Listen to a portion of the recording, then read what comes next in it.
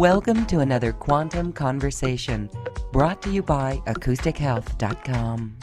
I'm Loren Gailey, and I invite you to sit back as we enter the quantum realm, that space of the greater part of you.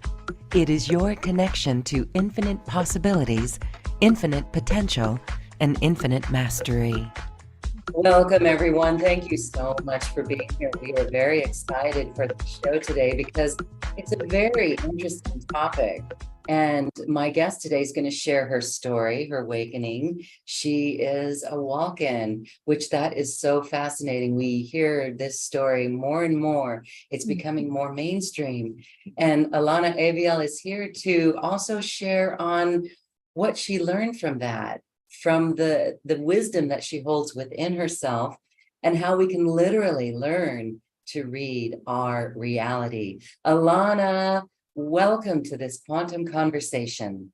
Oh, it's such a pleasure to be here with you, Lauren, and all your beautiful viewers. Yes, I'm so glad to connect with your community and bring together all the threads that we're weaving. Yeah. Yes, all the threads that we're weaving. We literally wrap our planet with our love. And so we welcome those who are watching or listening, and we thank you for joining us. So Alana, you have an interesting story. So there was a near-death experience in your life, and that is how you walked in. So can you share that story with us? Yeah, so I came in about 15 years ago. The original kind of being that was a part of this body's journey. Her name was Alana, of course. I just took over her name, but she had a severe brain injury in a motorcycle accident. And we had obviously made a soul agreement that we were going to change over at that time. And so I'm only about 15 years to Earth here. And it takes a few years to kind of put together the threads and pieces. Some people who have walk-in experiences come like fully online.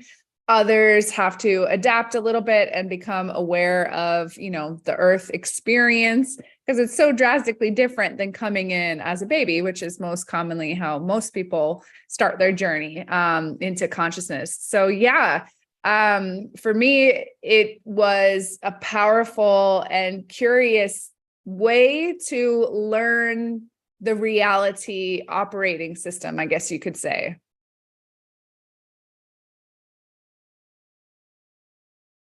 That is very interesting because the brain damage that the body that you walked into, and then adjusting to that, what was that like for you? Was there healing that took place, or did you have to go through that healing after you walked in, and what was that journey like? So on paper, I was supposed to be non-functioning. I was supposed to have severe cognitive deficit. I was potentially supposed to have, speech abilities interrupted and all the like. But I actually just came right online and was quite functional. But the interesting thing about orienting to consciousness as a walk-in is there's a lot that you kind of have to, it's like stepping into a role like an actor, like you're in the middle of the play and you just got to be like, okay, this is this character, we're doing this scene right now. So there's a little bit of an adjustment period to just kind of get into the swing of things. And I actually had to conclude a lot of Alana's timelines, original Alana's timelines, because she had a few things that she was still hoping to complete in her journey here. And so it took about 2 to 3 years to really catch on. And as soon as I closed the door on her journey, all of my memory just came back online. Wow. It just came back online. So what was the timeline for that? Here there's a motorcycle accident, and how long were you in the hospital? I was in the hospital about a month. I don't know how long the coma lasted, but you leave the hospital and I was being cared for and all the like, but, I ended up going right back to university less than a month later. I moved to New York a few years after that. I had a whole career. Again, I was doing Alana's kind of desires. And I think it was about 3 years after that I had a flip over, which is very similar to an awakening, I think you could say.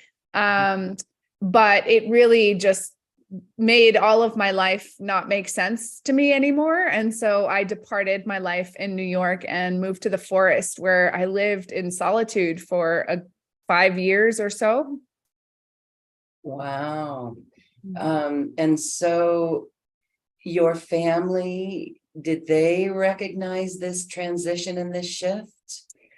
When I talk to them about it now, which I do frequently, they all recognize that I am a different person. But of course, it wouldn't be like a common suspicion to have that somebody is different, right? It doesn't really meet somebody's comfort narrative to be like, you're not the same person. But when I did ask so humbly if they realized and recognized what I was now, sharing as my truth, I got a resounding affirmation across the board, which I never expected. Wow. Okay. All right. It's such a fascinating story. Thank you for sharing, because you're actually helping other people understand things in their own life as well. It's such a fascinating topic. It really is. And so, what do you know? Is this your first time on Earth as a soul? It's a curious thing. For a long time, I didn't believe that the answer was yes, until I started making regular trips to Egypt.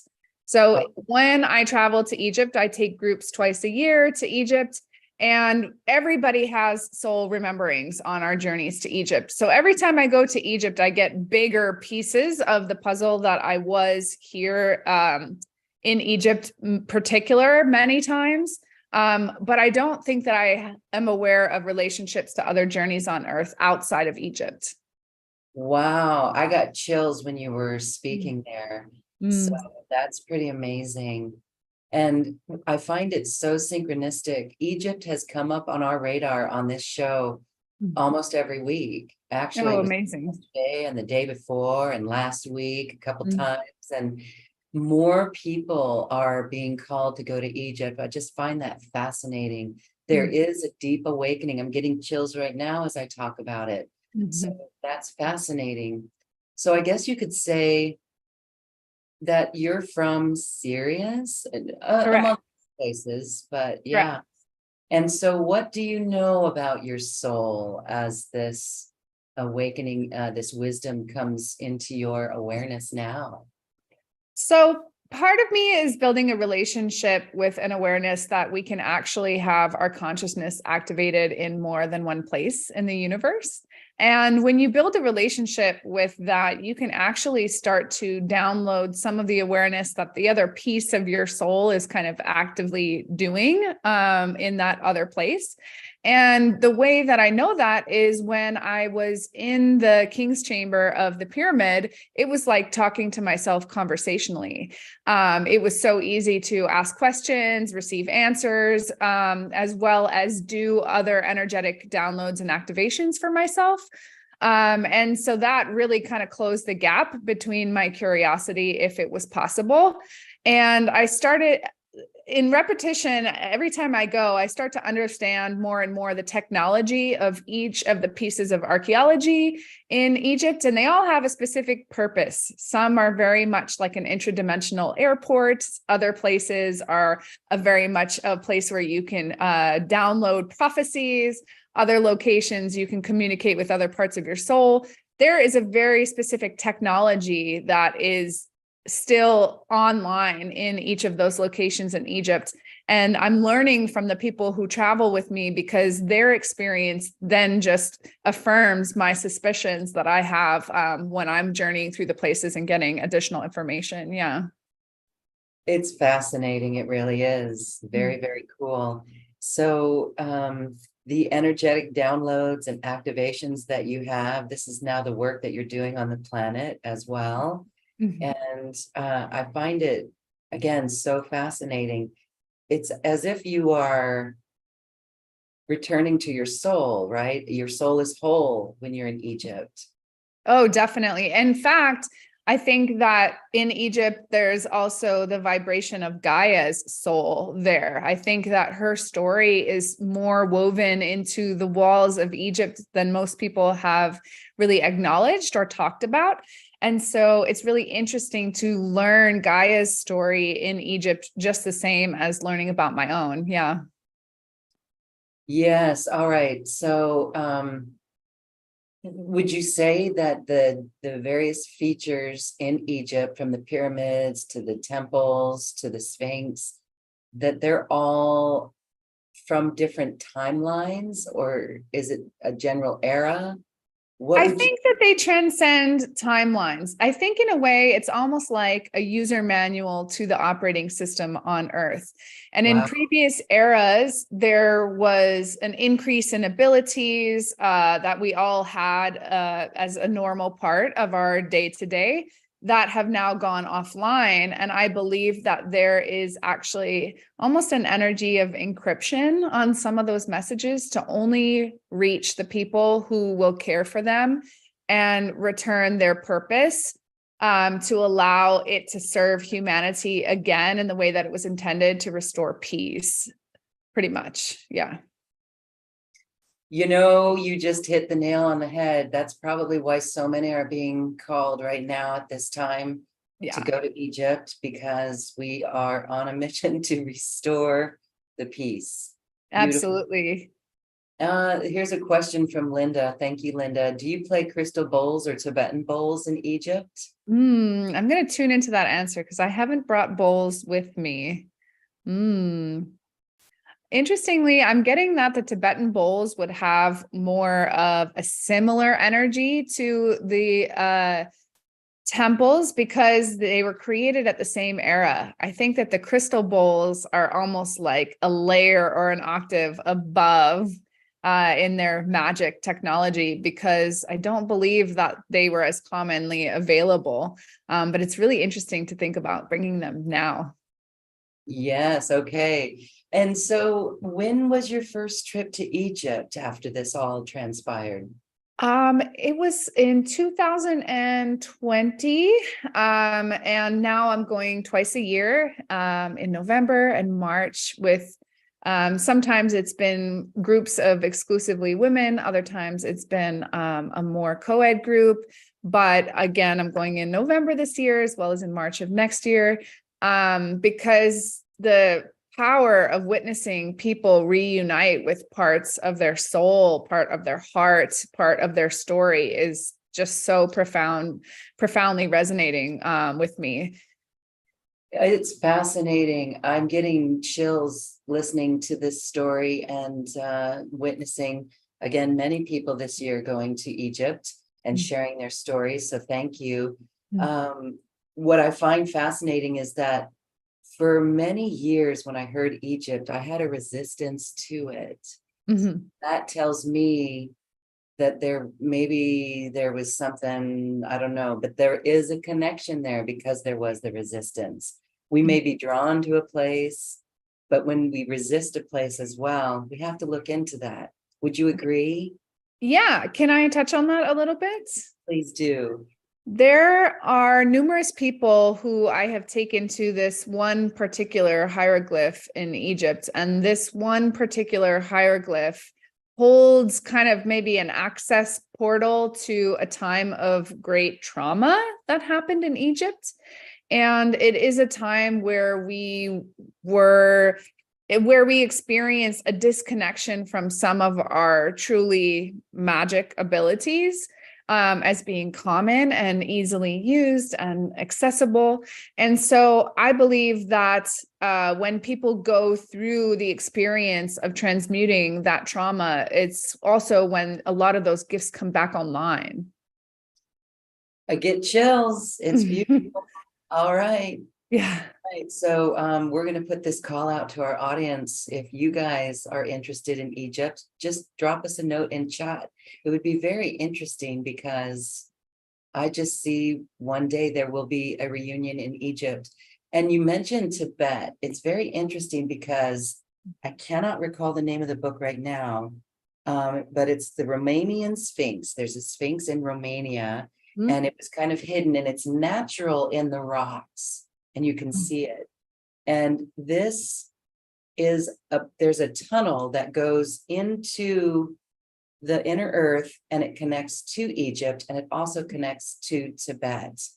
So I find this fascinating. There will be more revealed in this whole big picture story. So we're still putting together, drawing the lines, crossing the, crossing the T's and dotting the I's, putting the puzzle pieces together. So it's really fascinating. Oh my goodness. Okay. Is there anything else you want to share about Egypt and the wisdom that you are aware of before we move on in topic? Well, I think, one thing that comes to mind is I think that people take for granted the technology of our voice and the vibration that we create here in our body. And a lot of times that I have gotten to witness people, especially in the pyramid, because it's a resonant technology, right? People restore and change the vibration of their voice when they're inside of those rooms and those spaces in the pyramid. And so I just want to encourage people to really focus your hearts on connecting with this instrument that is your voice vibration, because I think it has a lot more power than most people acknowledge and utilize in their day-to-day life. Yeah. Wow, again, that really resonates because we hear some incredible things.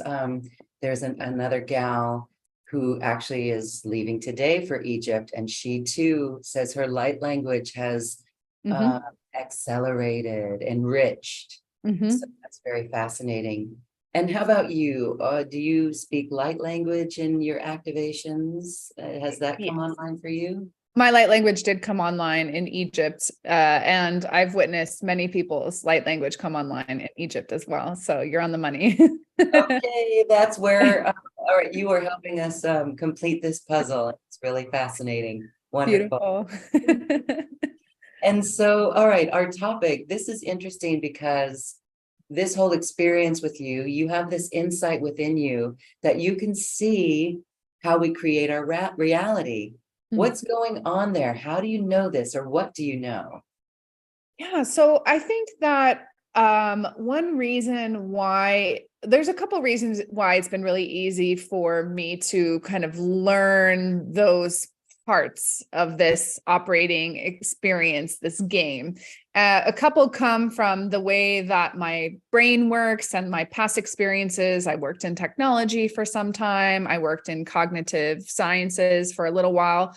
But I have the ability to kind of transcend the normal day-to-day sensory inputs, and I value the extrasensory input to a higher degree. So I'm not anybody who subscribes to logic or things being literal or needing to be seen, felt, or heard in the actualized way. And really what happened was I was doing a lot of sessions in a very short amount of time. I think I did over 500 sessions in like 6 months or something.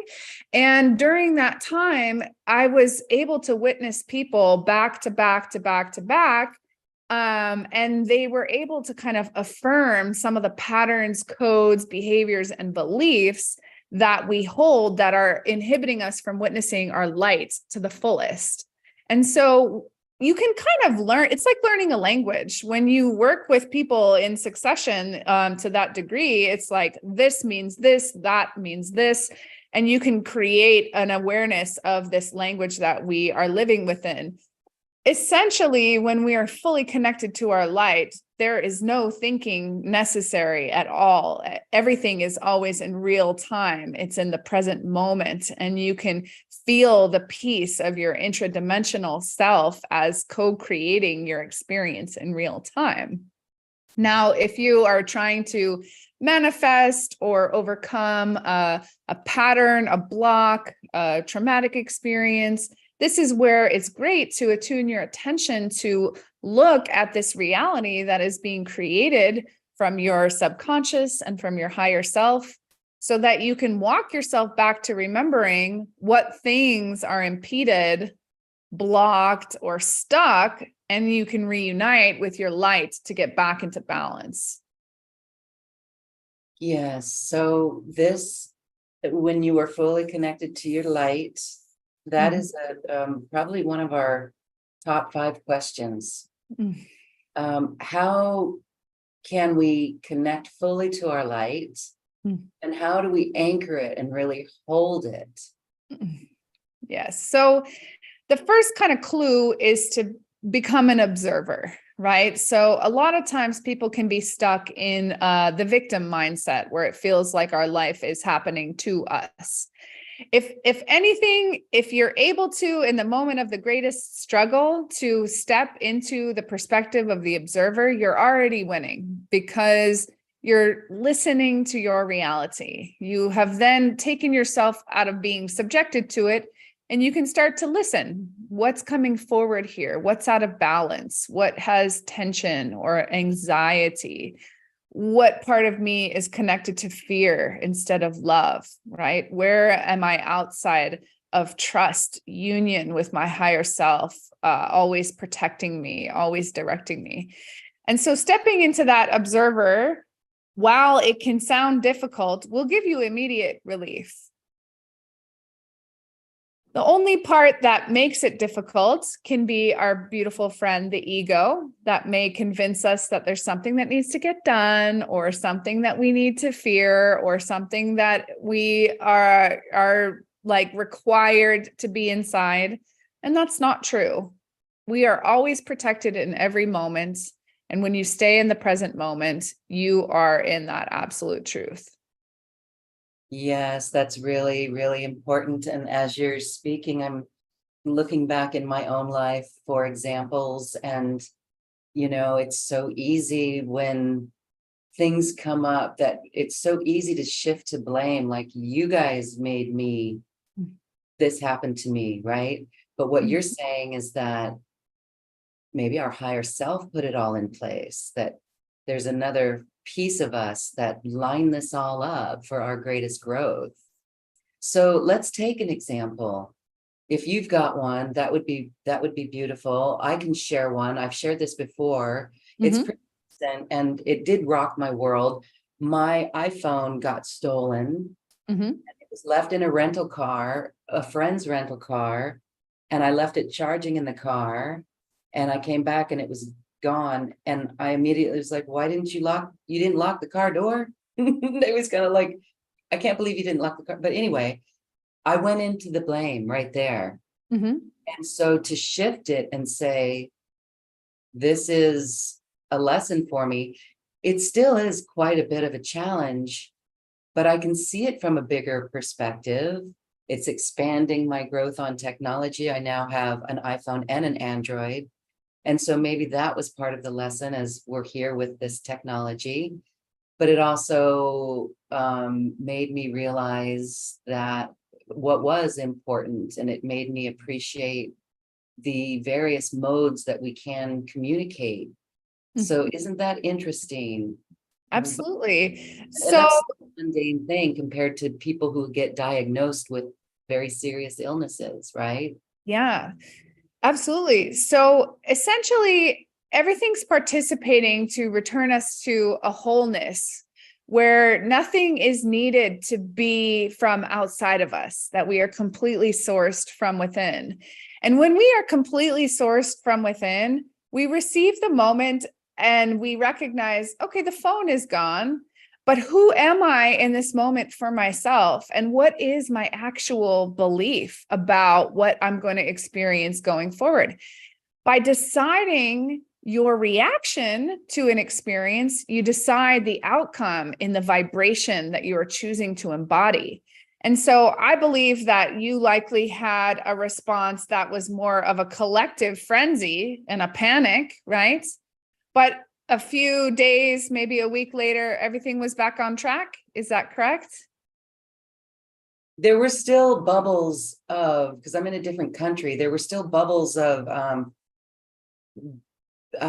frustration from missing that phone, because everything's connected to the phone. Sure. But yes, it did.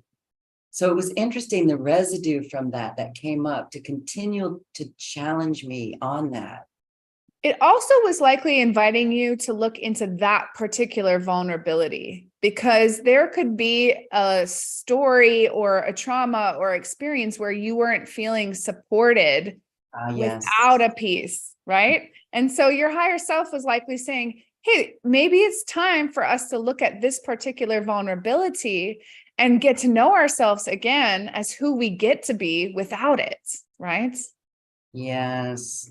Without that technology, Mm. that we can still, I get it now. Thank you. Oh my gosh, I feel like crying, because crying with the peace and the joy from that, because that was a big growth lesson. And see, that was just such a, that, you know, when you look out at the world and other people's problems, that seems so minuscule.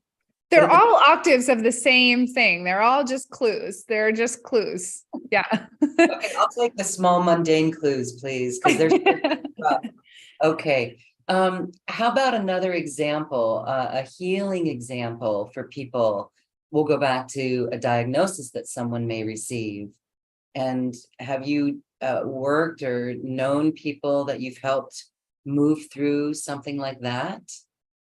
Absolutely. I mean, getting to the wholeness can always and often be just a journey of inquiry, because the stories are not at the core. The stories are on the outside. And so the stories are being populated in real time as a reflection of whatever it is that we are deciding to identify with. If we're deciding to identify as vulnerable or unsafe or any of those types of things, then we're going to get affirmations of that to kind of perpetuate that vibration.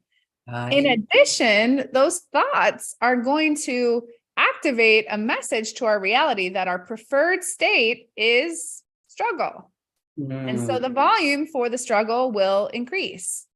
It's a free will universe, and reality can choose to be whatever it is that you are identifying with in any moment. And so for most people, the best, most critical piece that we can do is stop and breathe and ask, who would I like to be in this moment? Would I like to be a fearful person? Would I like to be a person in lack? Would I like to be somebody who is feeling protected? Would I like to be somebody who is being supplied with all of my needs all the time? It's always about that moment of identification. And the moment of the identification is also a pattern interrupter for perpetuating the thought cycle that caused the struggle altogether. Yes. Okay. Beautiful. That is immaculate awareness. Being present. We come back to what you said earlier about really being in the present moment, not going back, not projecting, but just being present and tuning into the beautiful source light that we are, and knowing that we will all be taken care of. Yes. Yes. So looking around at the world, can you offer maybe an activation or maybe a technique that you would use? Because let's see, no matter where we go on the planet, there's always something within us that could trigger us. And I find it interesting that one thing for me is like noise, and we're happy to take questions from our audience. If you guys relate to this and would like to ask Alana a question, please put that in the Q&A box. But here's an example. One would be, okay, at one point it was fracking in my neighborhood. It would be very sad to see the fracking explode in my hometown, explode, like, and then now cutting down trees, which that's just amazing. So these little things, how would we shift that? So, okay, so then we don't have fracking anymore where I am, But instead, what we do have is they're still cutting down trees and they're exploiting the environment. So for me, it seems to be this thing with the environment, and it's somehow a need for me to protect that environment. And you're helping me see right now that this is that vulnerability within me as well. And this goes back to the trauma in Egypt, perhaps. I'm starting to see the full thread there. Yes, And absolutely. even Lemuria, I still, recently I went through a regression where I healed an aspect, a male aspect that from Lemuria. And so, I mean, it's all really very interesting, but we don't have to carry these anymore. But as you said, these are clues. So how shifting from a noisy environment, pilfering the environment, destroying the environment, but yet being at peace within ourselves. Any advice for this? 100%. So the first thing is we are shifting to a different parallel timeline, billions of times per second. Okay. So this is one piece to recognize. One of those billions of timelines, the earth may perish.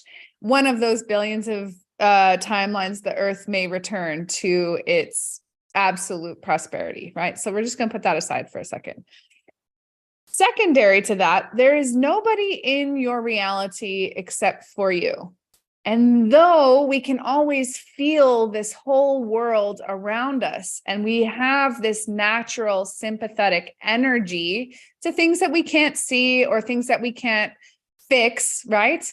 The critical piece is when we hold the vibration that all is healed, all can be healed, all will be healed, we're actually contributing that energy and that belief back to the collective from a place that people who are directly experiencing the suffering firsthand cannot access, right? And even though it would feel that sympathy and action is the right remedy, in reality says, oh, there's more people who want to participate in war. So war is something that we create in reality. Or there's more people who want to participate in reacting to these dark forces. So this is something that we should create, right? Now, if it's a part of your soul journey to be an activist, I compliment you. Like, I want people to follow their soul journey. They'd likely want to realize themselves in that glory and that beauty. But not every journey is going to be best realized in the direct activism, because we need other individuals going further on different parts of the spectrum so that we can help the entire collective realize the vibration of restoring ourselves back to wholeness as a collective. And so there's going to be thread upon thread upon thread upon thread. Whatever we choose to identify with is going to come as a part of our soul journey. But there's billions of different soul journeys in the vibration of free will that are creating the difficulties, that are creating the wars, because that's a part of their chosen story. But that can also be because they've never experienced the possibility of another story. And so when we create stories that are free from that being a necessity in the reality, we're actually inviting more of the collective to awaken to those possibilities as well. Let's all create a story then for this great awakening. Can you give us an example of something that we as a group can do for New Earth? 100%. Large scale meditations are so much more powerful than anybody actually identifies, because it's raising the vibration in a bigger collective than has ever happened before. So that's one tool that holds way more power than we identify. Secondarily, one of the reasons why so much darkness kind of grows and perpetuates on Earth is because the people who are participating in the darkness have a bigger voice through the news than the people who are doing the good, right? So the more stories that we can share to larger audiences, like the people who are with us today, the better vibration that we're holding in making that more of a normalcy, because people will then be able to attune to that vibration. So I personally don't watch the news at all. I don't witness it in any way because I feel that it's more important for my vibration to attune to a new story completely. And I am talking about a friend with potentially creating a new TV station specifically for this purpose. Yeah. Right on. You know what? That's where this program and others like it, that's what we're on. We're on a mission for that, for the high vibe. And I just have to say, watching because the ego, everyone has an ego. And when we see how popular it is, and Randy, you're here and you know what popularness means. There's the popular things that can get you a lot of followers on YouTube. I've seen that happen where someone just, can go up on viewers and subscribers on YouTube, but then the information is not, because maybe it's sexy or juicy or conspiracy theory, or makes you go, or fear-based. So thank you. Kudos to you for doing that. Go for it. And yes, this is our new earth. It will have a vibration of information, because I do think that people are yearning for it. They want to come home to it because it feels so good, but it's not as popular as some of the things that make you go, huh? Right? So let's tune into that for a moment, because when somebody resonates with something that is untrue or sensational or attention getting, the reason why is because it's connecting with a story or a trauma that they hold within themselves. And so there's a clue coming at them from that resonance in the news. And because it has something that it's capable of triggering within them, it's trying to say, hey, maybe you should look at the reason why this connects with you. Maybe you should look at the reason why this particular failure or betrayal or, dark thing has an effect. Because if you were fully healed and you were whole, it would have no effect. It would be completely neutral. It would go, okay. Neutrality. We have had people who have shared that they are no longer triggered. That's where we're all working to become. That's a beautiful place to be. Yes. And so, okay, so that is really good wisdom when we look out at the world. And so some of the questions that pop up on this platform are, what about our democracy? Because that's a trauma of democracy. Then that's a crumble or a what do you call it? A crumb of something in that they have trauma in their life, right? And maybe it could go all the way back to Lemuria or Atlantis. So all of these things are really calls to action to go within even deeper. Yeah, because even the idea of a government or a democracy is an illusion of safety, that we are receiving something from somewhere and it's a necessity for us in our lives. But if you look at your day-to-day life and you actually actualize what you could be creating for yourself, sovereign from it, it's absolutely not a necessity whatsoever.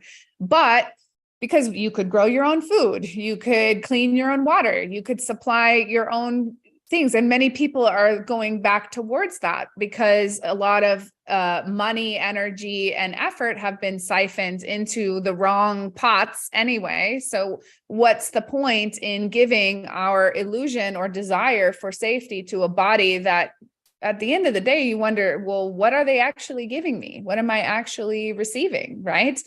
And so if you go back into the energy of community and you go to exchange and direct mutual support within your community, we can thrive and fulfill each other's needs as a community. We don't even need to have our needs met from the illusion that it is something of that scale, because it's not. Yes. And so as you're speaking, I'm thinking about money and abundance. And as you say, the outside world, isn't it interesting that we could be in a loop or a thought pattern in our own mind about, or a belief system, that maybe was programmed into us as a child. Maybe we were wounded. For myself, my mom, there was these rainbow sandals, and my stepdad made my mom take them back to the store because of the lack of money at the time. And that was really traumatic. Something so simple. was rather dramatic. And then as an adult, I went with a girlfriend. She's like, we're buying you some shoes. And then I'm looking down at my shoes in her car, and they were the rainbow sandals that as a little girl, I had to give back. And it felt like it was full circle and coming home to that. And so, as we're looking at abundance, it really is busting through belief systems, because we can look out at the world. If we could be caught in a looping mental pattern of, oh, I'm in lack, there's not enough. But then you look out your window and you see a tree with a lot of oranges on it, or a coconut tree with many, many coconuts. That's abundance right there. Absolutely. Yeah. So what would you say we do in that moment to really shift? I would say that there is a lot of programs in the vibration of money that people kind of co-create subconsciously. Some people believe that money is dark, money is bad, money is evil, right? But money is an energy of love, right? And so to create that reunited energy, as this is the current representation of Mother Gaia's spoils, her infinite supply of love has taken a face of a sheet of paper, right, in our society, but that love didn't change regardless of what it looks like on the exterior. And so I believe when we restore that relationship to receiving her love directly, we're actually laundering money for good, and we're participating in the game of money for the right team, as opposed to allowing the wrong team to set the message, to set the tone, to set the control, to set who gets to have it, who doesn't get to have it, and sets the narrative that makes a lot of us deter from participating, right?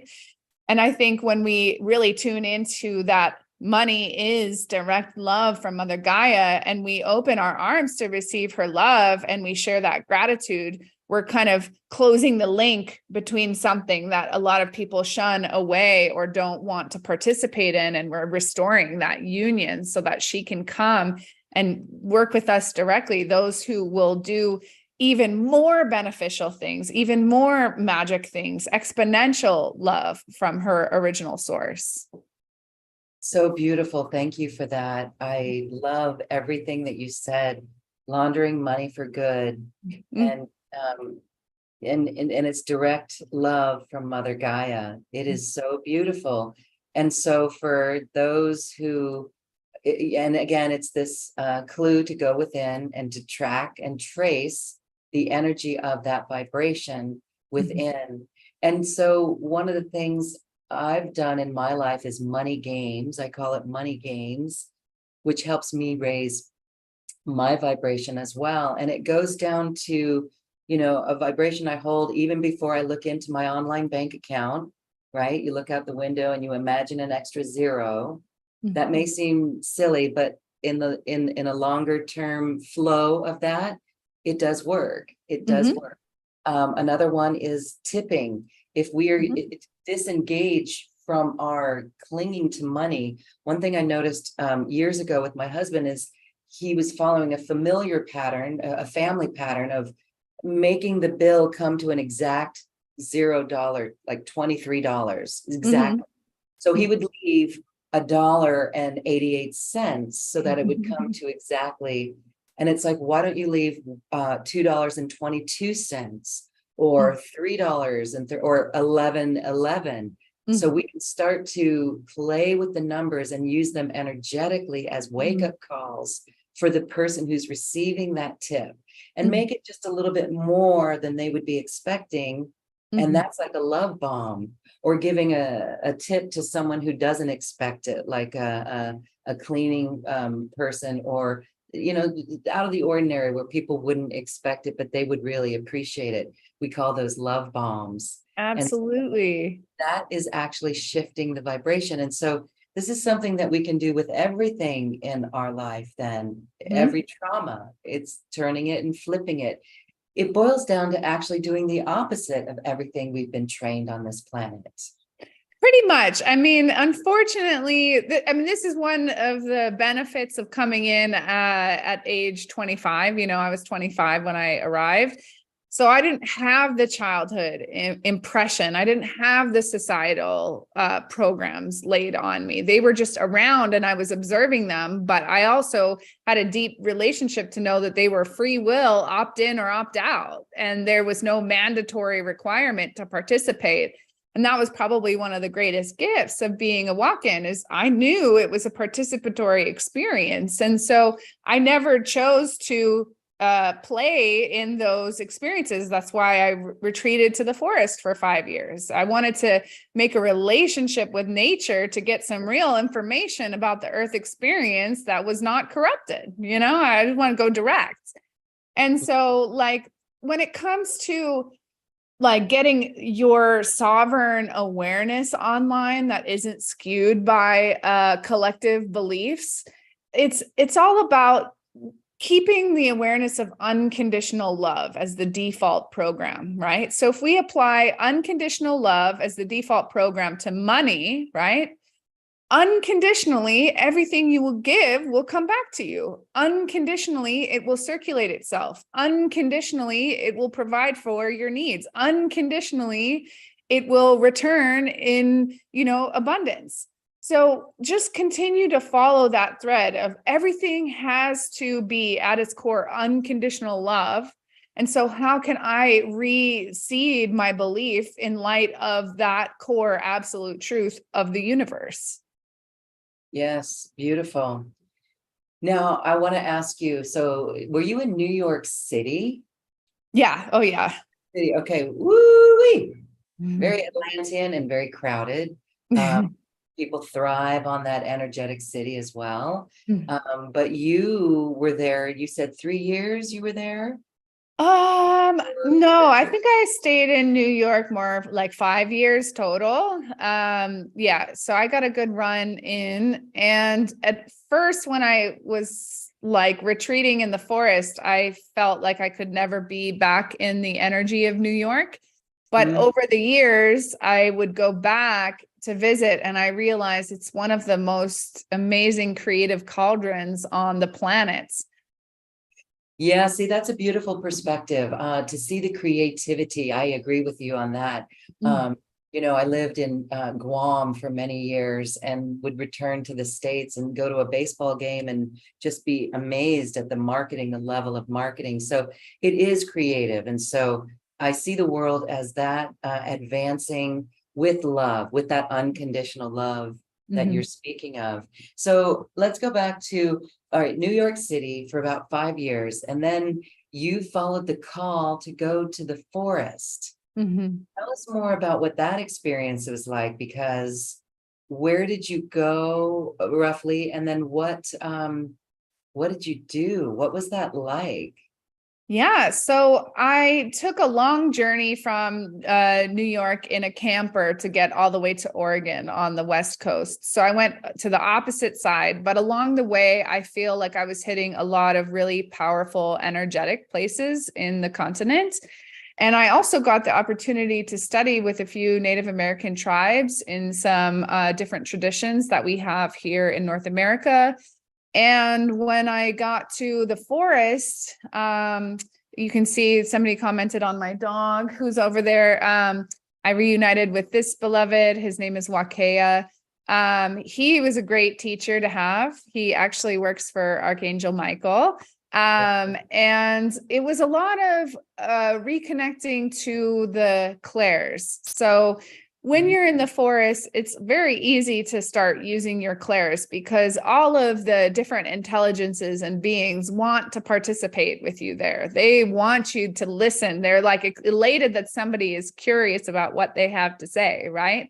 And so you can start to learn everything in the elements. You can learn about the alchemy of water, the alchemy of fire, the alchemy of the soil, the earth, the alchemy of the air. And so I feel like I went on to like an alchemy epiphany, discovery, / reuniting. And you just don't, you can clear your fields completely. There's no distractions from the core of the divine when you're in nature. It's just an absolute obvious love, care for you all the time. Everything happened to me. I met a bear, and the bear told me things like, I had like real animals come and share with me things. I was free from fear, because another benefit of coming in as a walk-in is you've already died. So it's not really something that you fear, really. So when the bear came along, we had a conversation. I mean, these are things that people wouldn't believe as real, but they are really this collaborative energy that wants humanity to wake up to their true kind of role in this ecosystem that we have long forgotten, which is why some of the Native American traditions are so powerful and pure, is that they have gone on for centuries, not corrupted by these other stories. They've kept those original stories, which talk about our place in the ecosystem, intact. Wow, beautiful, beautiful, beautiful. I'm sensing that many people just want to go out and go for a hike right now and be in nature. It really is refreshing and restoring to our soul. Like it connects us on such a deeper level. All right. Well, thank you. Thank you for that. I wanted to ask you as well about the symbols in Egypt revealing the history of Gaia. We know about the flower of life. That's just one example. Can you share more on what you learned about Gaia's story in Egypt? Absolutely. So when you visit Egypt, if you have a guide, you might be going through the kind of common narrative. This was the king, this was the this was the that, right? But if you attune to the energy of the hieroglyphs and the stories, and you really kind of listen from your heart, I also encourage you to move your hands, not physically, you don't have to touch the walls, but you can just use your hands to read the energy of the walls, listen to the aura of the spaces. You'll find that the true story of the history is not the same as what science has represented. There's a very patriarchal kind of narrative that goes through a lot of the themes. It's a very patriarchal kind of journey, but essentially you'll see a lot of repetition. There's a lot of repetition in the stories of the pharaohs and their wives and their children. And you'll see that there's a pattern where the story of creation and destruction has actually repeated itself many times. And when you kind of listen to that story, you can hear that it's the story of a divine mother, the divine mother. And when you start listening to the energy of the divine mother as the story that's being told there, you will realize that it is very parallel to our mother Gaia. And I think that there is a lot more to be said about this particular vibration story in Egypt, but it also centers around a story of forgiveness. And this story of forgiveness is what I believe is one of the focal points of this new earth healing that we are doing right now.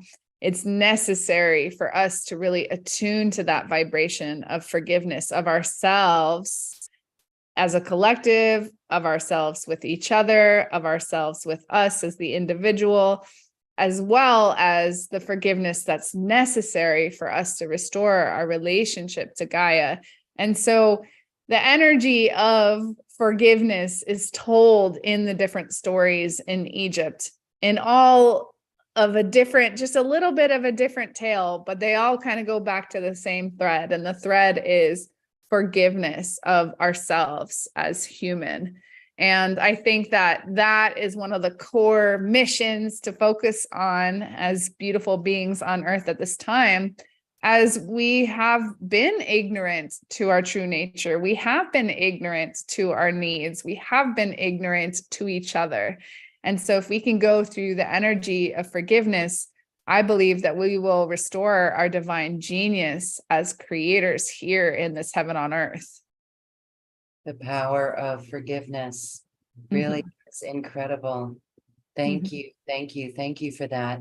I wanted to just share a nice little anecdote about a person. His name is Rick Paris. He was struck by a car 2 times in the same moment, crossing a highway, and the police officers and everyone who responded really didn't think he was going to make it.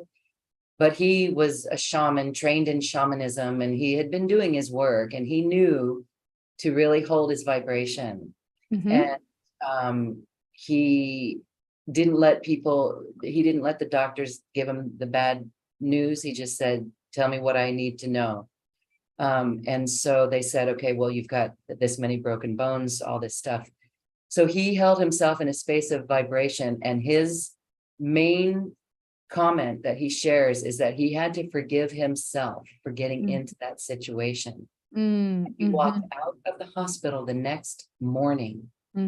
Absolutely. That's wow. amazing. So that is the element of forgiveness. It really is amazing. It really is powerful. So thank you for that. And to see that the stories are showing the importance of forgiveness. It's also like non-judgment of self then. Right? The forgiveness of ourselves and others would be non-judgment of ourselves and others. Yeah, I love that you shared that story, because it's also a prime example of creating your reality. That individual would have not been able to experience his own grace and his own miracle had he not created that heavily traumatic experience. But the traumatic experience restored him to remembering his own miracle grace. I mean, that is a gift of a soul, if I could say, of any gift, right? Amazing. Okay. Attuned to forgiveness. Very. Here's a comment, a question from Randy and Teleki. Hi, Randy. Before I ask his question, he always asks, and I don't know if we've ever received the answer. He would like to know, what is, if someone has all clairs at once, or all clairs, what do you call that? If someone has all clairs, clairvoyant, clairaudient, all of it. Awake? Whole? I would just say whole. Oh, there you go. Okay, I like that. I hope that answers your question, Randy. You've been asking it for a while. All right, so Randy says, when Falcon comes close for an I see you moment a few times each year, I believe part of that is relative to Egypt.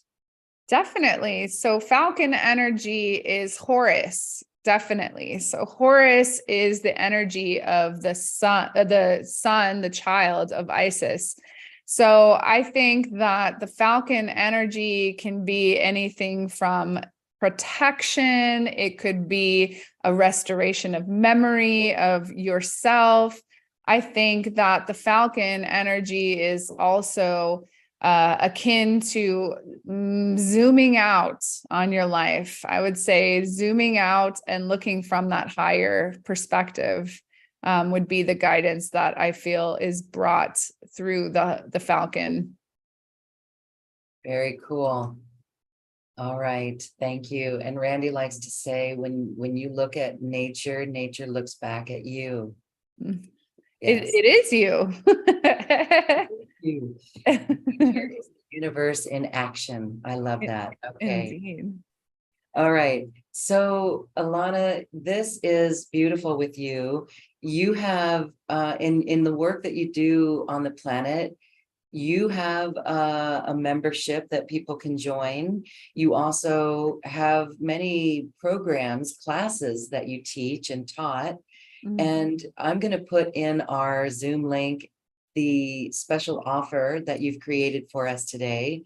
We thank you for that, but share more with us, because I know people are going to want to work with you and learn from you as well. You're a beautiful guide for this. Thank you so much. So our membership is called the Mirror Dimension, and the inspiration that I had for creating it was, again, as I shared earlier, seeing people's transformations and epiphanies and miracles in repetition allowed me to see a depth of understanding that I don't find is that commonly available for people. So I wanted to make it commonly available. So I do teach different portions of class that are based on everything from the Kabbalah, the Tantra, non-duality, alchemy, and all the like. But at the end of every class, we do workshop of people's challenges, epiphanies, so that everybody gets the chance to be heard, have their healing workshopped in real time with everybody else, to allow everybody to get those same codes that I was receiving from being able to witness people in repetition. So that's what happens in the Mirror Dimension. It's a weekly membership that we do on Zoom. And I'm just so elated with the beautiful miracles that we've had in the short time since the membership started in January. And it's just ongoing and getting more just awe-dropping every time, jaw-dropping. Yeah. Very cool. Thank you. And I just want to say that I love the name of it. It's Learn to Manipulate the Matrix. Yes, we also have that class available for you guys in the offer.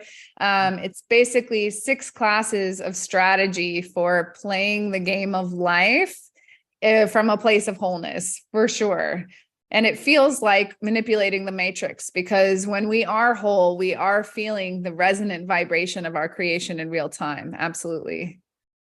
Okay, beautiful. All right, so that class, there's 4 class courses for that. It's online. People can watch it anytime that they want. It's a home study course. Yeah. And membership community. What happens in the membership again? You meet like once a week, or? Yeah, so included in the special offer that we have is 1 month membership in the Mirror Dimension, and we have weekly classes on Wednesday. We also have an online community on Discord, and so people also support each other in real time via chat in our Discord community.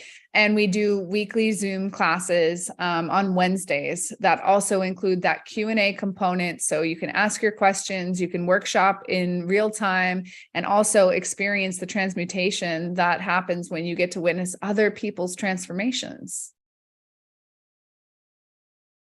Beautiful. Thank you so much for that. And it's a nice option for people.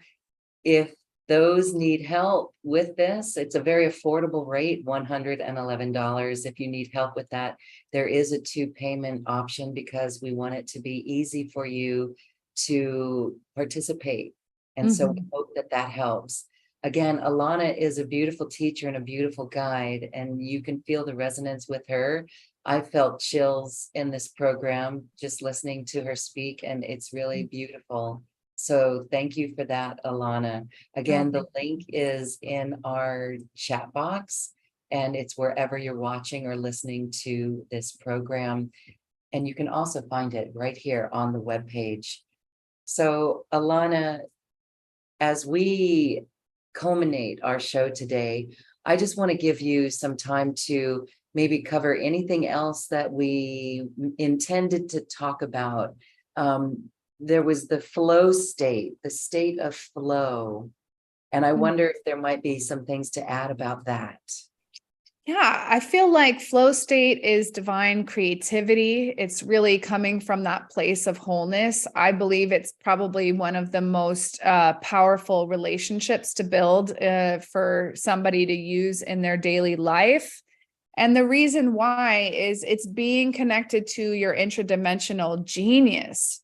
So your heart's online, your higher self's online, your logic mind is on vacation, and you are creating from a resonant vibration, as opposed to an addiction to doing or worrying or planning or reacting or any of those other things that we have kind of accepted as commonality here in life. The flow state is when we are just online in our genius and our creativity, and we are really playing the game of life from the energy that it was designed, which is play, joy. And it is time to play at this moment right now. Indeed. Yes. I want to just put a call out to our Zoom audience. If you would like to ask a question of Alana, now would be a perfect time to raise your hand and just ask a question or share an experience for her insight.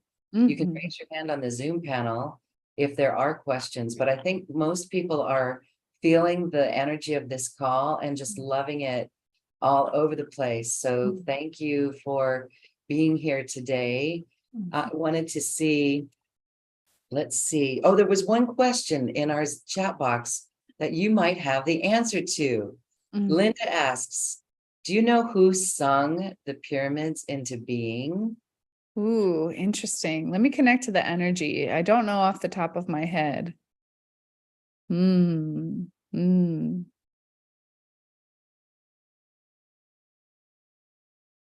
I'm getting the energy that it was a collective creation.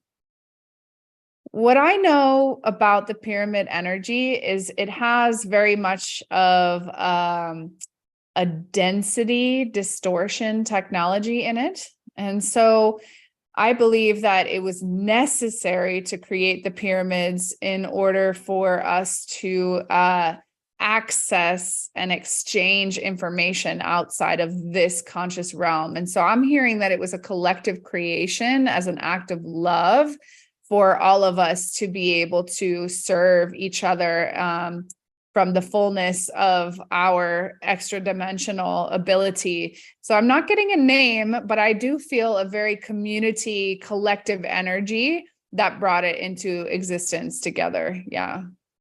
Okay. All right. Beautiful. And so my last question for you today, it's very interesting. The various aspects of Egypt and the pyramid and the top. I've heard that it's even a landing portal for starships. And I wonder, did you have a UFO experience? Are you in contact with off-planet beings? Have you ever seen an ET or a UFO? Any of those juicy questions that are somewhat popular? Totally. So I don't actually think that the word like vehicle or ship is accurate to how most extraterrestrials arrive, because that implies like a physical object, when I believe that the way that we move around is a vibrational kind of frequency.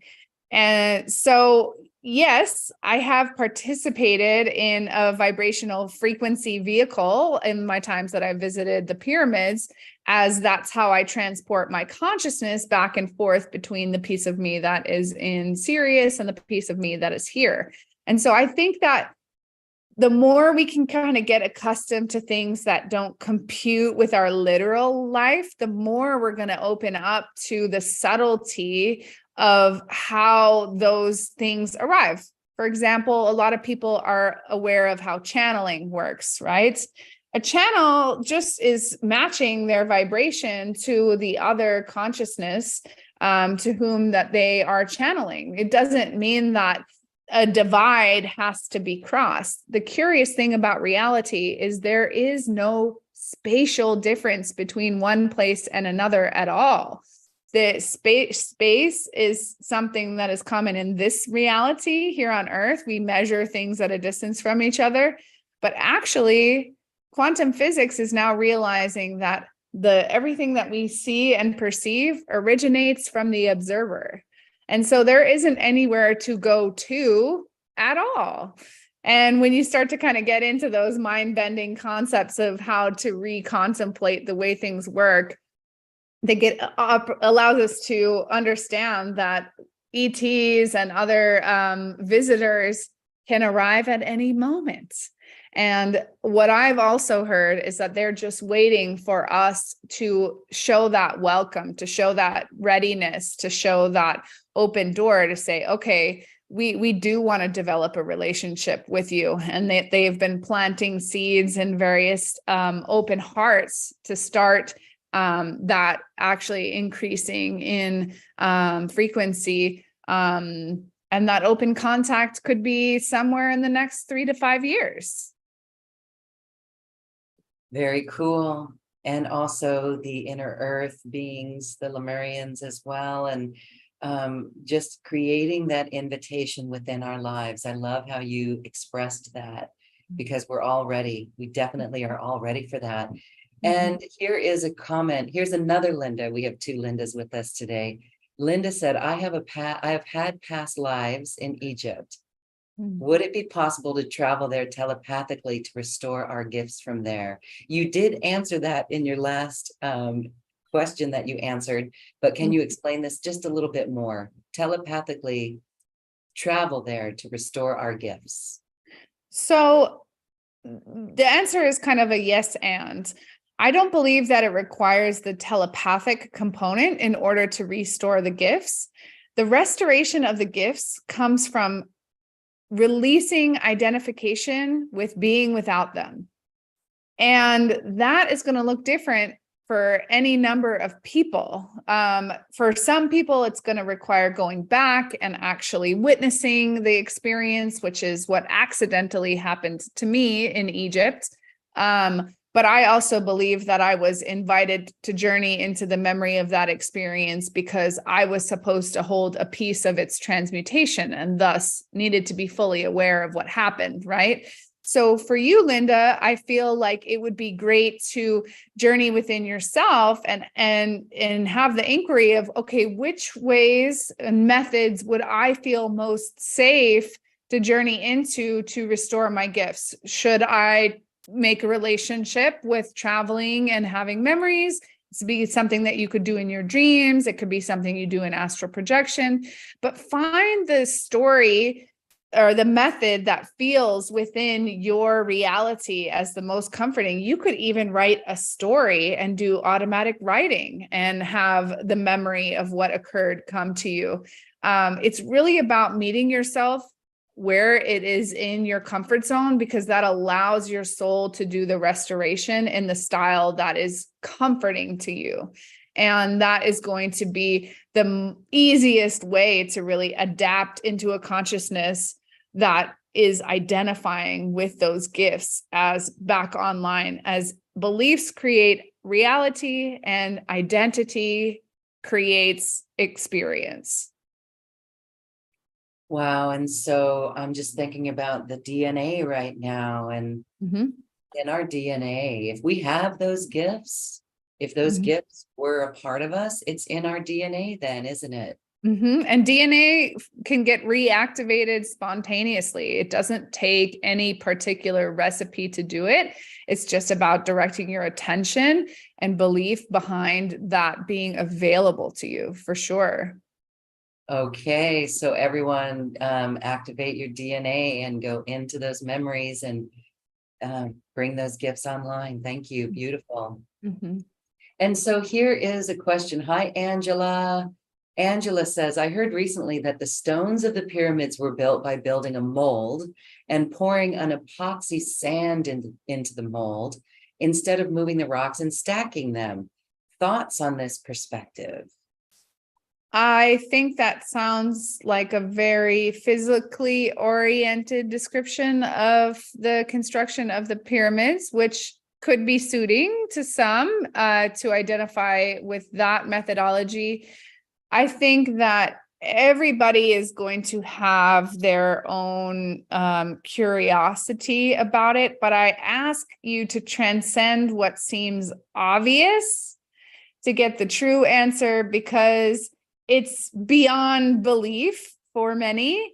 And I invite you to go there, because that's also what's going to allow us to reactivate the energy magic of those places. So to say, okay, the way that these were created, some people say resonance, some people say sound, some people say floating. Everybody has a different theory. But I think when we put the magic back into the belief of how they were created, we're going to restore the magic of their purpose to the degree to which it deserves. Yeah. All right. Well, we are excited to see how this all shifts, and each one of us are playing our own unique role in it. And for that, we are forever eternally grateful to each one of you who are taking this incredible journey of going within so deeply to reclaim these gifts. Absolutely. Linda shares, wow, that was so incredibly expanding on so many levels. Thank you so much. I'm grateful for your sharing and this amazing call. Thank you, Linda. Wow, Alana, thank you for this. We are so, what do I want to say? Elevated from this conversation, enlivened from this conversation, fresh perspective from this conversation. And you've helped us even become more present in any challenge that we may face, to own it, to truly own it, and to trust in the source light that we are. Yes. Thank you, thank you, thank you. As we say goodbye, any final thoughts? Oh, just so much gratitude to be here with you and to connect with this amazing community. I feel the highest honor to get to witness each and everybody's light. And so this was just such a delight. And I have so much gratitude for being here. Thank you so much. Thank you. Thank you so much, everyone. We love you. And we thank you for your light. Alana, again, what a beautiful teacher, what a beautiful guide on this ascension journey for all of us. And again, if those of you would like to work with her and get close with her, there's that beautiful opportunity to work with her. We hope you take advantage of that. Thank you, everyone, for being here. And Alana, wow, thank you, thank you, thank you. Namaste. Namaste. Thank you. Bye.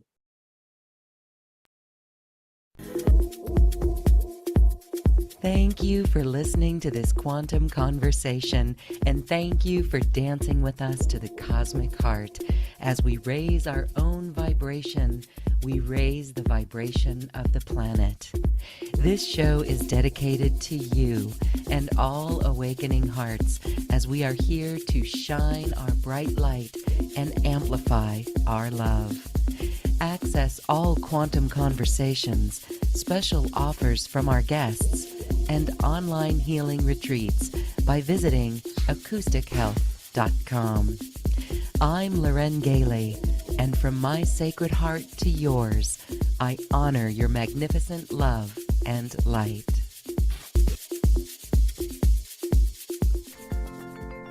We leave you now with music from the universe. Music literally created by the universe, as musical notes were assigned to mathematical equations. The result is this beautiful music, available at acoustichealth.com. Namaste.